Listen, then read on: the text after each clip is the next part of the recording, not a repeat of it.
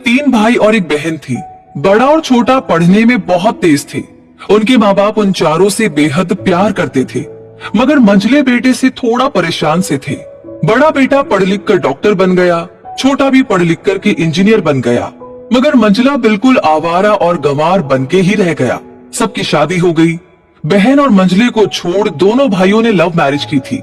आगे जाकर बहन की शादी भी अच्छे घराने में हुई थी। आखिर भाई सब डॉक्टर इंजीनियर जो थे, अब मंझले को कोई लड़की नहीं मिल रही थी। बाप भी परेशान, माँ भी।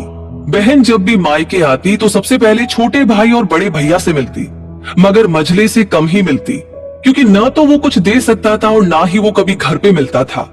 वैसे वो दिहाड़ी मजदूरी करता था, पढ़ नहीं सका तो नौकरी कौन देता। मंझले की शादी किए बिना बाप गुजर गए।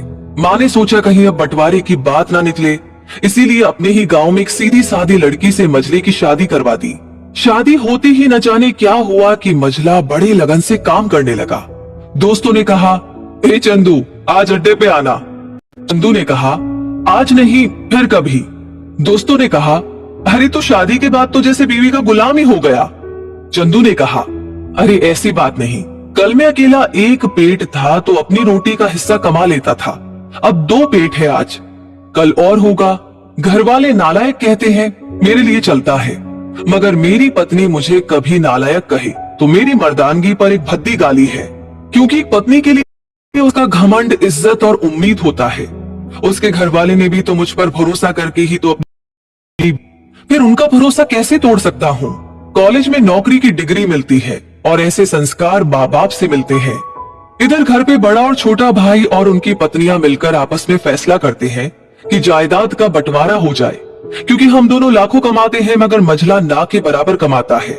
ऐसा नहीं होगा। माँ के लाख मना करने पर भी बंटवारे की तारीख तय होती है। बहन भी आ जाती है, मगर चंदू है कि काम पर जाने के लिए बाहर जाता है। उसके दोनों भाई उसको पकड़कर भीतर लाकर बोलते हैं, आज तो रुक जा, बंटवारा कर ही लेते हैं। वकील कहता है कि ऐसा नहीं होता, साइन करना पड़ता है। चंदू ने कहा, तुम लोग बंटवारा करो, मेरे हिस्से में जो देना है दे देना, मैं शाम को आकर अपना बड़ा सा अंगूठा चिपका दूंगा पेपर पर। बहन ने कहा, अरे बेवकूफ, तू गवार का गवार ही रहेगा, तेरी किस्मत अच्छी है कि तुझे इतने अच्छे भाई मिले हैं।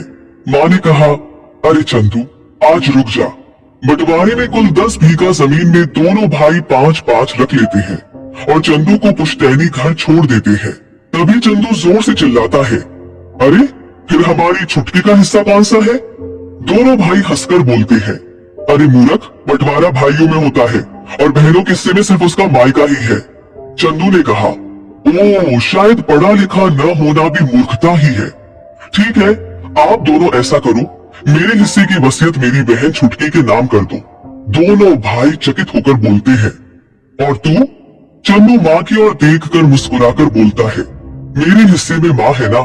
फिर अपनी बीवी की ओर देखकर मुस्कुराकर बोलता है, क्यों चंदूनी जी, क्या मैंने गलत कहा? चंदूनी अपनी सास से लिपटकर कहती है, इससे बड़ी वसीयत क्या होगी मेरे लिए कि मुझे माँ जैसी सासू माँ मिली और बाप जैसा ख्याल रखने वाला पति। बस यही शब्द थे जिसने बंटवारे को सन्नाटे में बदल दिया। वह दौड़कर अपने गवार भैया से गले लगकर रोते हुए कहती है, माफ कर दो भैया मुझे, क्योंकि मैं आपको समझ न सकी। चंदू ने कहा, इस घर में तेरा भी उतना ही अधिकार है जितना हम सभी का।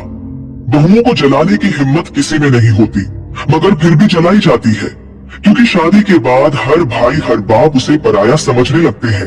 मगर मेरे लिए तुम सब बहुत अजीज हो, चाहे पास रहो या दूर। माँ का चुनाव इसलिए किया ताकि तुम सब हमेशा मुझे याद आओ, क्योंकि ये वही कूक है जहाँ हमने साथ साथ 9-9 महीने गुजारे।